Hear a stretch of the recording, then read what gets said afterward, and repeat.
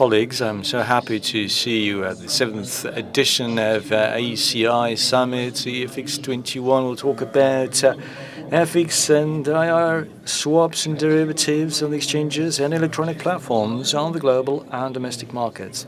Andrey Strunilin, head of FX trading, global markets, Sberbank, Zavalyuev, Raiffeisenbank, Senina, Refinitiv, and Paul Houston, global head of a listed FX CME group. He's online with us. I will moderate this platform. My name is Loktionov, OTC Derivatives Director, MOEX. A quick overview of the latest trends in FX and IR swaps. First, we're seeing growing demand for standardization of FX and IR swaps. 2 years ago, the standardized OTC derivatives market used to be a platform where participants could only get outrights. Today we have order books for standardized derivatives, conventionally standardized ruble derivatives.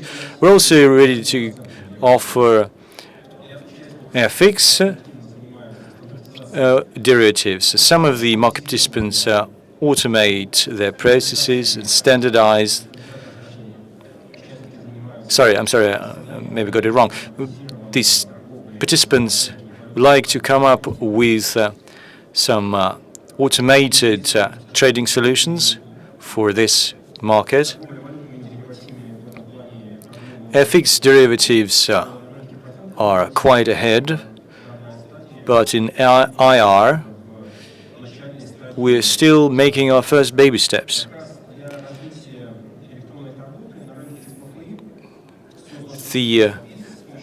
We've created a special sluice, a special gate where you can make transactions and get reports. And now we've set up a working group for these standardized derivatives, and we currently rely on declared quotes, but the task of the working group is to improve the quality of the indicator based on executed quotes, which are provided by the contributors in this market. We also received some proposals from the banks, so that based on these quotes in this market, we can come up with the curve of interest rates. And we work with market makers, we work with marketing operators in this market, FX and IR derivatives market, and we would try to introduce such a curve. And finally, the OTC market of interest rate derivatives on MOEX is record high, both in terms of volume and in terms of open positions. And this year, we have seen a significant growth of unique customers that trade in IR derivatives, which only makes us happy. Almost all the participants of the financial markets, those that operate in the FX and interest rate derivatives, they contribute to promoting the market on MOEX. We really appreciate it. And there is the elite group of the most active participants, and one of them is Sberbank, or Sber, it's now known. Andrey has been helping us a lot, and they've been sharing their expertise that we've set up this new gate, and they're one of the co-authors of this new mechanism. Andrey, we know that Sberbank is not just an advisory for this particular market, you're also an active participant of the FX and interest rate derivatives. What is going on? What will be happening? What kind of products and customers do you have? Thank you, Roman. And indeed, here I'm like my competitors would be giving myself praise and saying that the market is growing, the volumes are growing, the number of instruments is growing.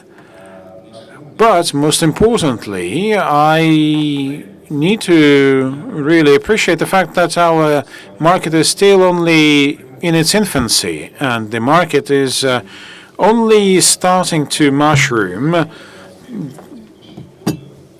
despite its very active growth in recent months.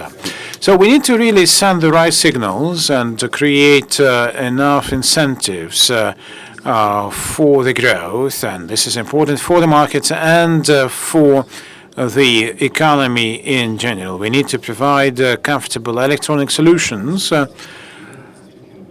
at the level of the state so that people would be really happy to transact in such instruments. You mentioned that the market is in its infancy, although other segments of the market and other mature markets are well advanced.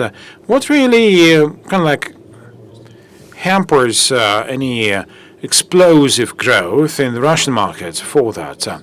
Well, we do have some phenomenal growth in all markets across the world in terms of the derivatives market. Also, through the large-scale inflow of retail customers in this market, I really highlighted the exponential growth of interest into such options, for example, in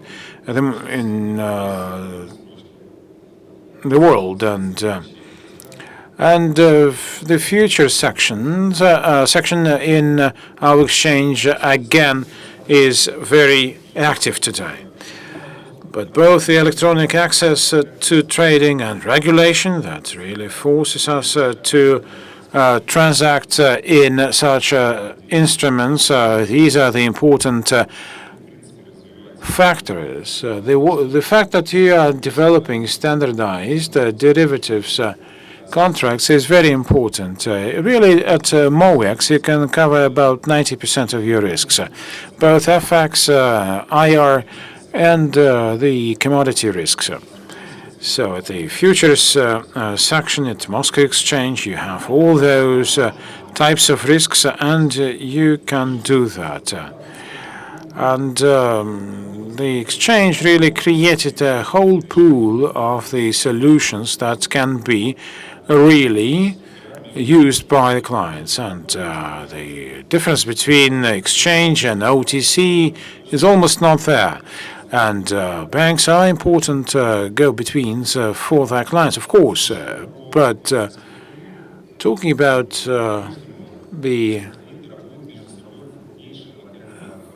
St. Petersburg, then there you would see the presence mostly of local banks. And you do see a growth in derivatives. But local banks actually have the floating rate available to them. They hedge their risks, and they want to really buy a fixed rate. And the interest of those local banks at St. Petersburg is quite clear.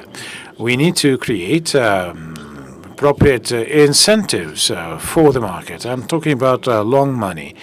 And the institutional investors are not at St. Pete, and we need to have some interest from the pension funds and insurance companies. For example, we now have a very steep margin curve and yield curve, and at this point in time, investors, local investors, can really make money on that if there are appropriate incentives. That is why it is important to develop not only the product line, but also reform and improve the access to the exchanges. Now, about the CCP, as of October 1st, we now introduced the de facto mandatory clearing law.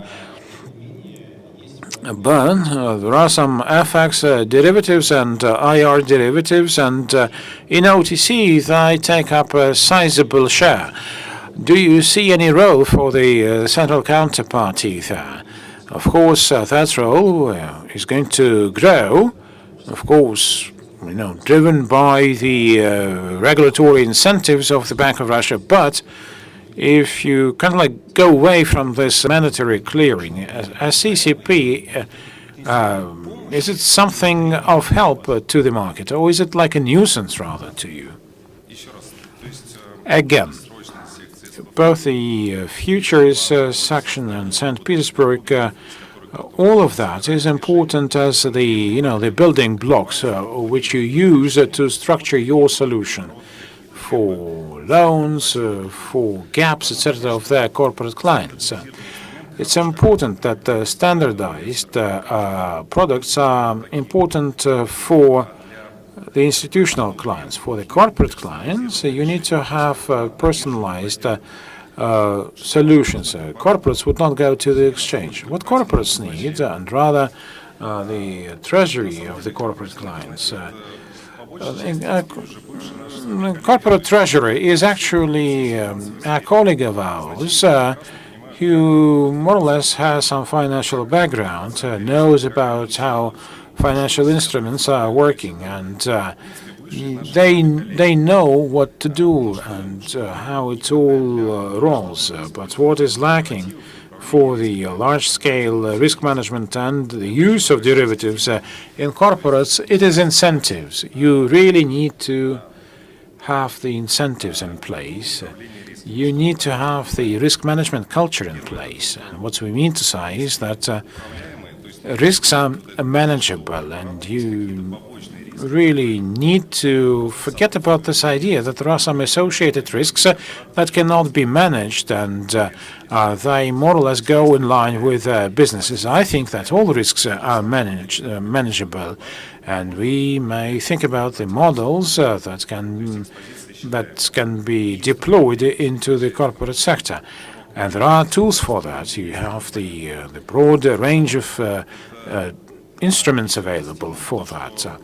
And another incentive is that you have a huge gap in terms of, taxation of exchange and OTC derivatives.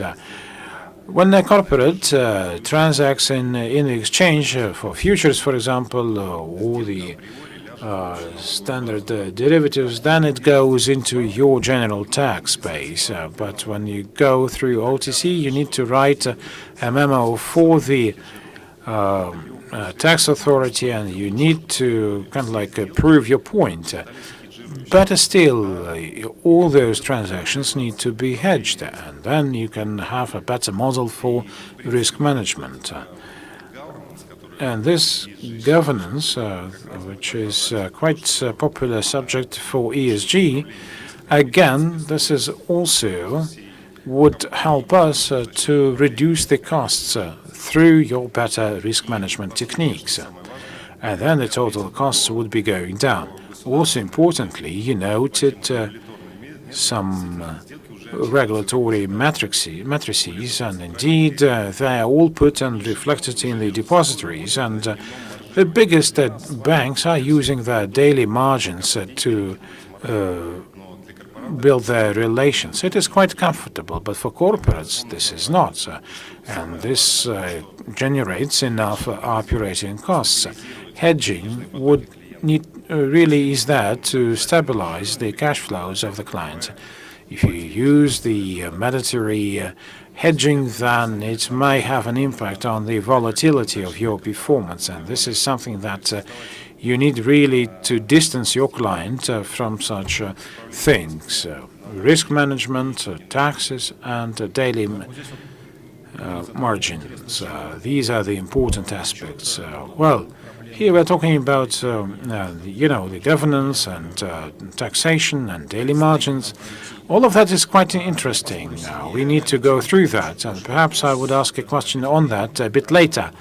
But Roman, a question to you. Raiffeisenbank is very active in the FX market. It is very active in spots and in the spot market. And now, I think you cannot imagine spot deals without robots. But in the derivatives market, is there any need for that or not?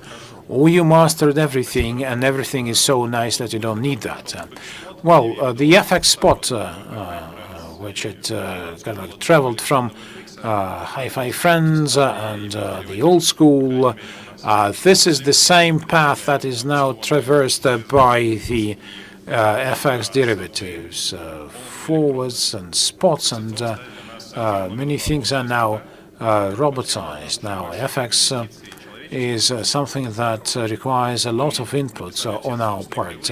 We put all of our curves in KZT and rubles and others, and Bloomberg mentioned that we are among the top companies to process ruble-based operations.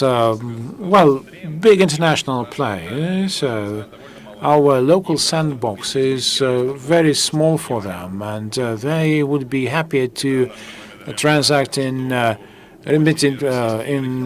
yuan than ruble. And local players, they simply cannot really abandon their customary and quite comfortable Excel-based models. But I think that almost everything, almost all the flow would be subject to standards, because you need to really provide quoting faster and better and with lesser cost, and it is also easier to scale up. All our business is about scaling up. You either put up a machine with your client and start trading, or you use 5 manual operators for that. That's the decision you have to make. What I'm talking about, the platform, this is a corporate platform, the fix online that we discussed before.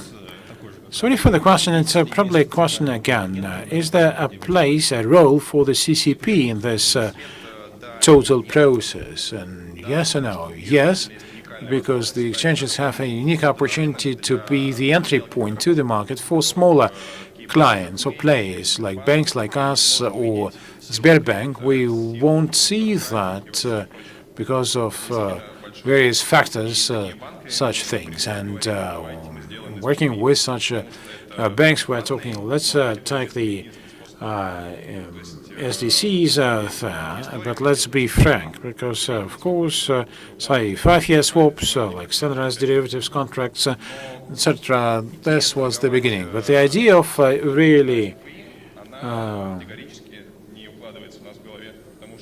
selling that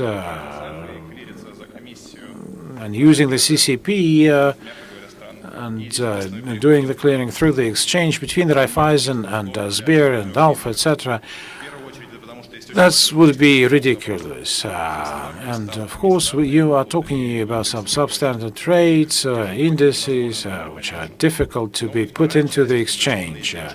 And of course, costs of clearing through the exchange. Based on the feedback from our clients, the way other banks are pricing their standardized contracts, it seems that we are the only ones who can compute the costs. It is our mission to be transparent and frank to the client, to show the hedge, and to be good commissioners, that we are really making money for all the bank without really trying to spread thinly all such costs across the bank. I do not know even how to react to that.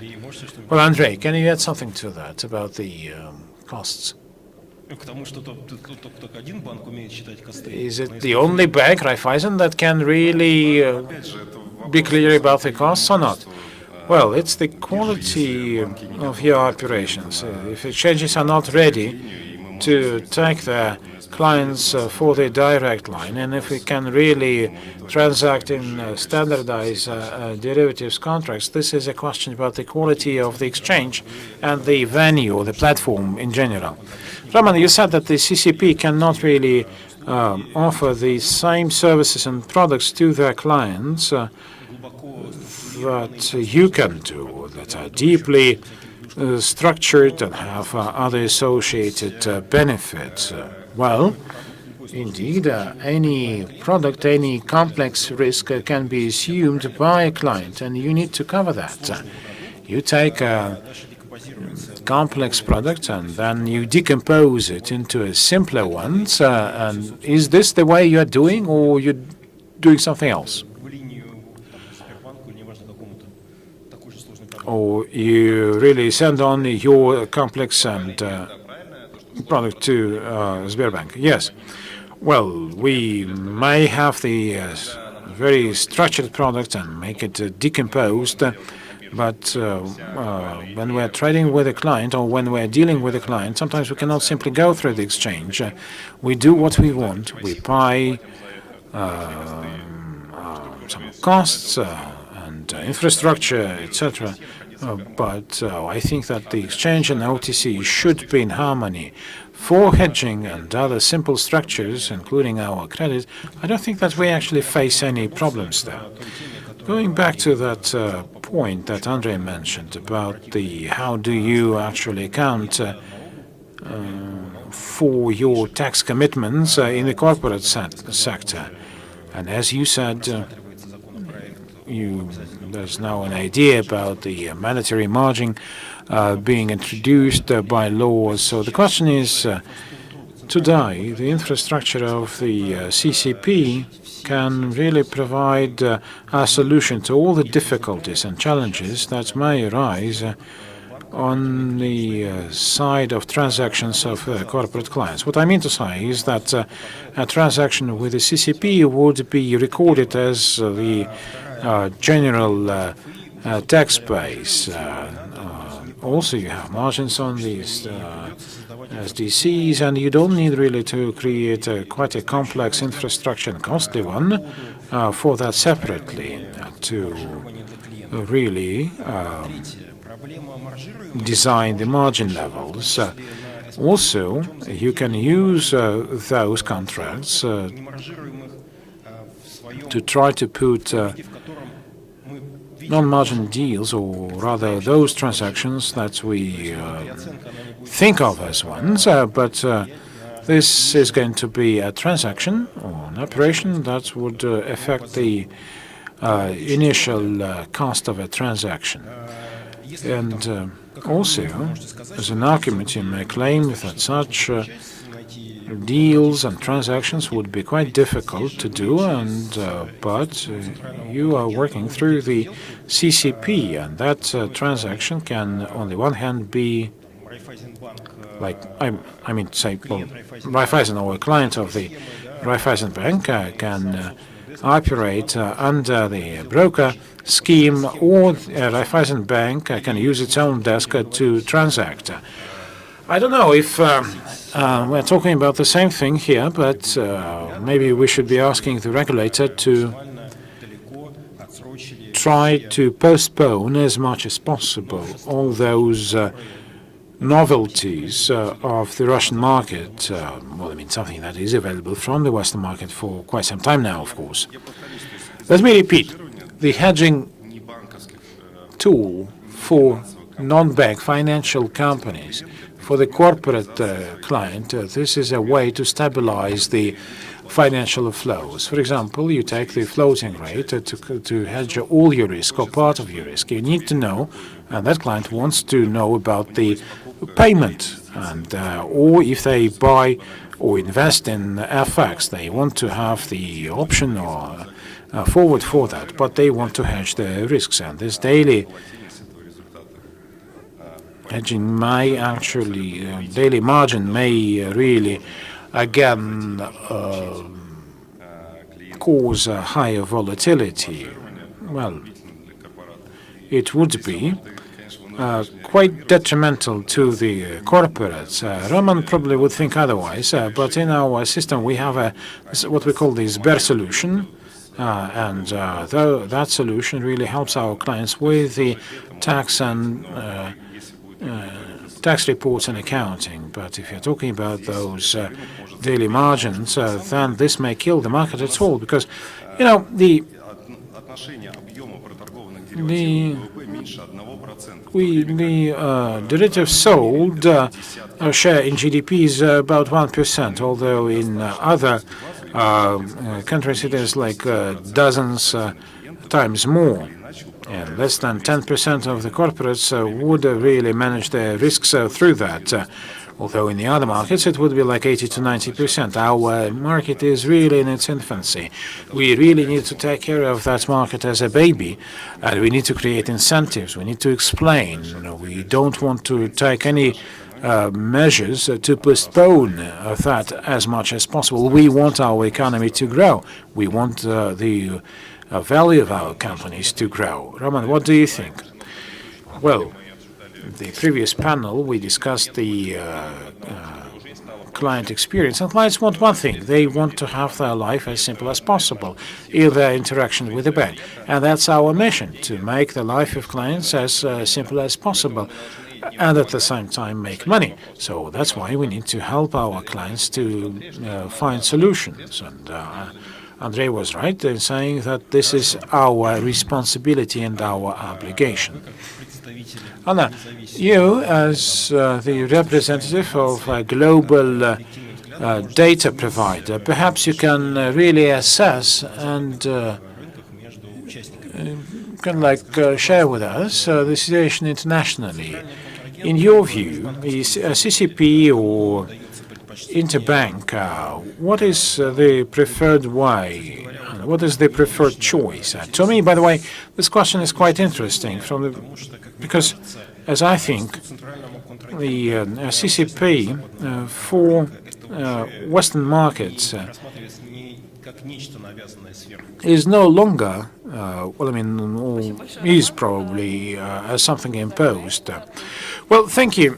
Indeed, Refinitiv became part of the London Exchange Group early this year. So London Clearing House and our information platforms are one in whole. So it would be my experience that I'm going to share on that. And I can tell you that about 80% of the market of interest rate derivatives are cleared globally. I should also say that USD, Euro, and Japanese yen are the mandatory clearing. So this is a regulatory requirement. But this would not include pension funds or public institutions and others. And even to them, although this is not mandatory, they still come to us to use the clearing house. If you're talking about the CCP, not the clearing house, we see that this is mostly bilateral. It is on the MTF, on trade arrangers, and the biggest platforms, and that belong to Refinitiv and Bloomberg. So two platforms that actually account for the bulk of the volumes, but 80% of derivatives are cleared. LCH has about 90% of the clearing volume, and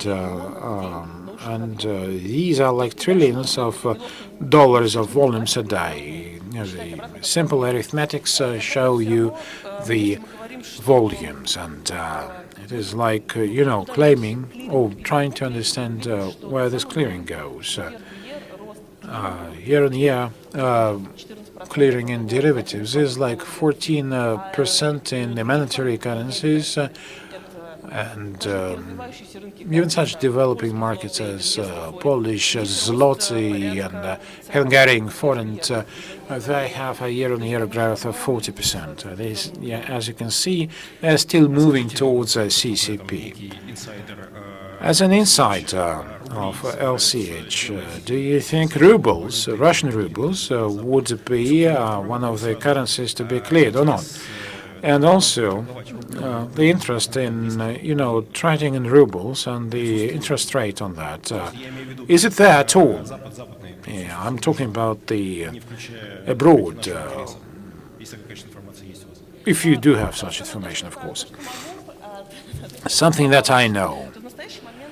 Currently, we do not have a positive decision whether ruble would be included into the London exchange, but we are already kind of like trying to take a look whether there is enough interest in such ruble transactions, or if there is enough appetite for that. Is there a business case at all for that?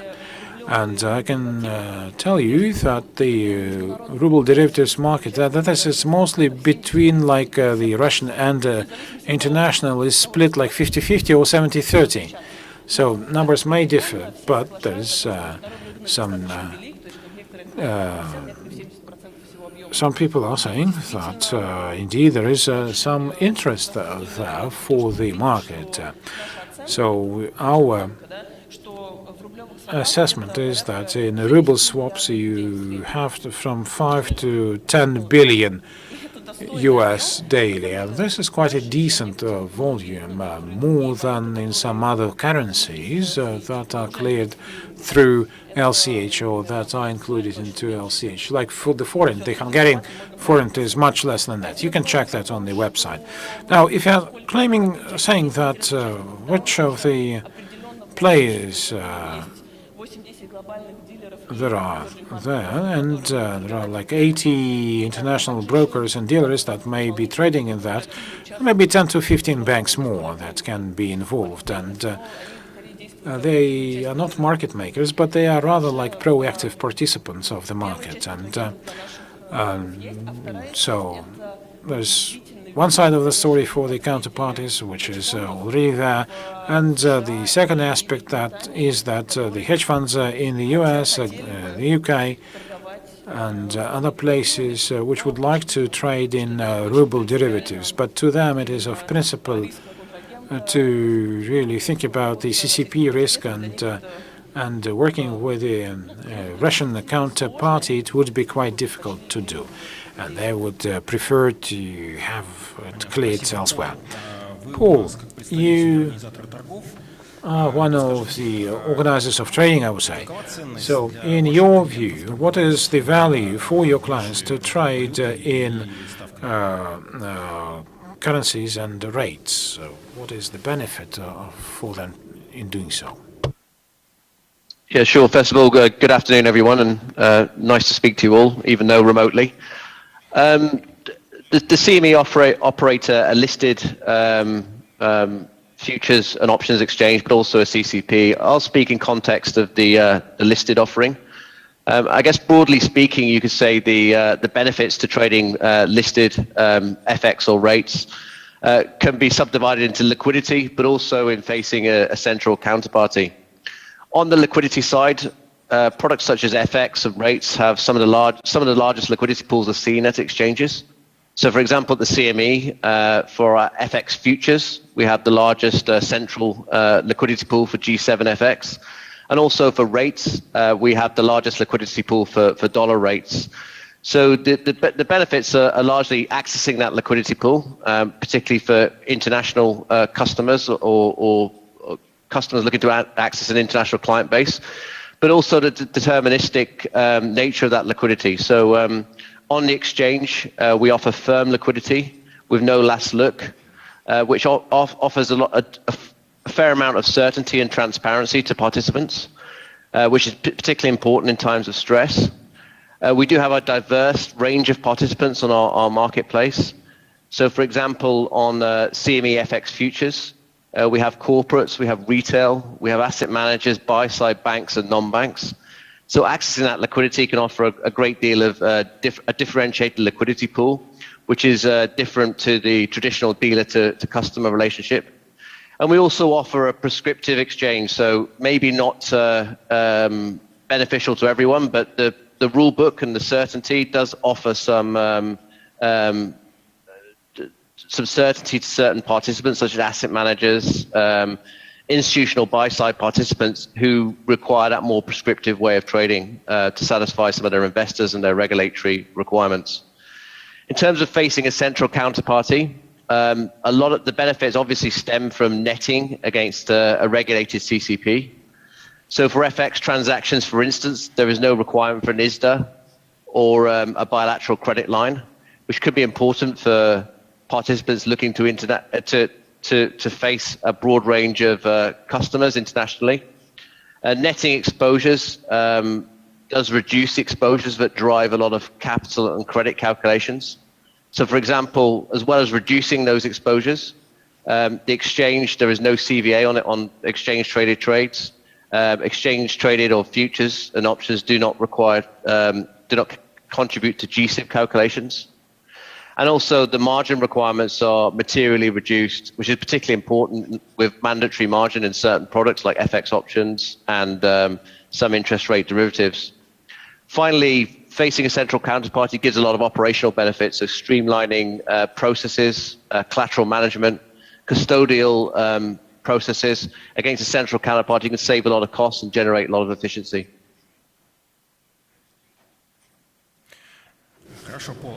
Thank you, Paul. Regarding ruble, for the Chicago exchange, what do you think about ruble? About the ruble interest rate deals? Are there any prospects for that at your exchange? So thanks. Yeah, ruble is very important. We own EBS, so it's a very important currency on EBS, for example.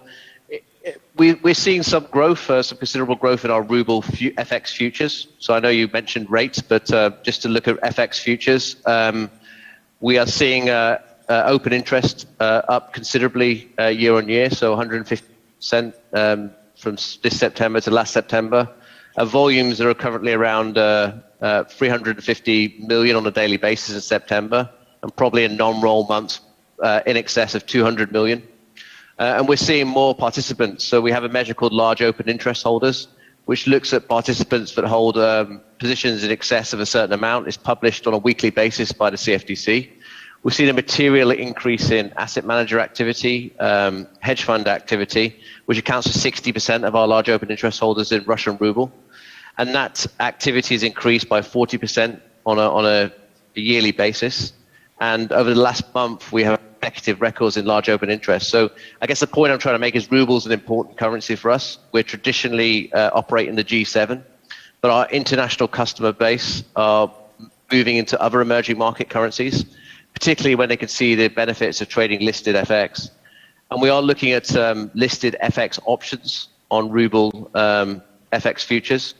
We do have a product. It's at a very early nascent stage, but we'd be happy to work with local market participants to build that product and drive some of the benefits, particularly on the credit and capital side, where listed FX options, particularly with uncleared margin rules, can be beneficial trading on exchange.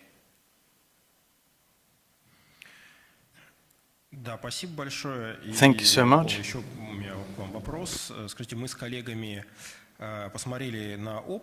So we just reviewed our best practices, and what we see is that most big customers make transactions OTC, although on exchange in the West is very much developed. Why do customers move to OTC?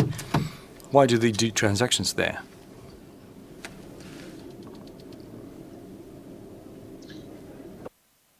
So I think for rates and FX, there's a different story. Rates is very much driven for major currencies by exchange trading as well as OTC. So if you look at the short-term interest rate products, they're heavily trading on exchanges, particularly in euro, dollar, and sterling. If we look at the CME, for example, Treasury futures are nearly as large as the cash. I think rates being a more centralized marketplace, where the market has evolved and developed, you see a heavy volume in rates futures as well as OTC. FX is a different story. FX is a more fragmented marketplace, as we all know. It has a more mature electronic trading footprint. It has a more variety of use cases. And also participants looking to trade hedging to the date or for specific cash flow reasons tend to trade OTC. Where there is an adequate proxy on exchange for FX, we do see a growth in listed FX. For example, with SACCR, with uncleared margin rules, With the advent of MiFID, we are seeing an increase in FX for asset managers. We have seen a records in our FX futures on open interest and large open interest holders.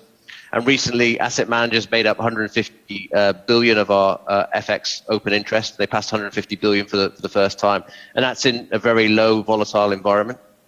Similarly, for FX options with uncleared margin rules, we focused on making our product more of a proxy for OTC. So we've aligned expiry times. We've made the maturities more granular. We offer weeklies, free weekly maturities, as well as monthly and quarterlies out to 2 years. So by making it more of a proxy for OTC and without hopefully diluting the liquidity, we have looked at the tailwind from uncleared margin rules and the benefit from trading on listed, and seen a significant amount of volume move to listed than OTC.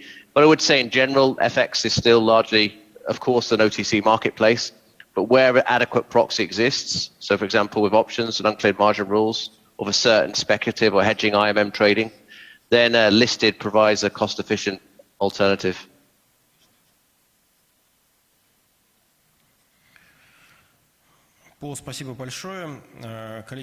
Thank you so much, Paul. Our time is almost up. Do we have any questions from the audience? Can someone help us with the mic? Yes, what I'd like to add is that Paul and Anna talked basically about the same thing. We all said that digitalization of trading and regulation push market players into the exchange, including with derivatives. And Paul just confirmed that personalized solutions remain in OTC.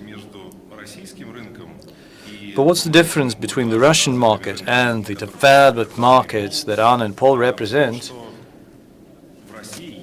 Is that we do have long-term money in Russia, but they are not in derivatives. That's the big difference.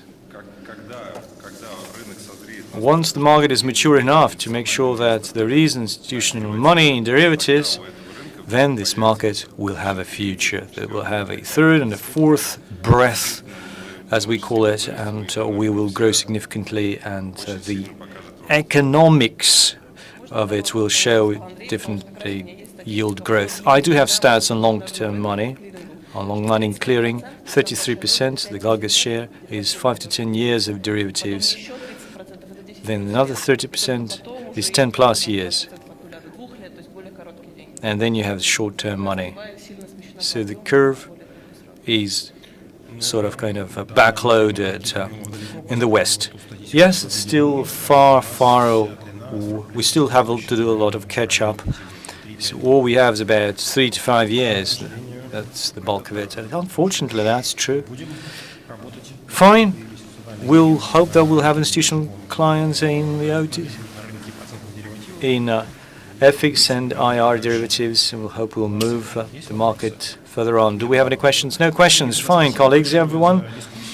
It's been a great pleasure. I really appreciate it. I think it was insightful, and I hope that's the creative trend we see in IR and FX derivatives. That momentum will keep growing, and we'll be able to catch up in terms of volume. And I hope we'll not stay in this position. We'll keep growing. Thank you. That's it.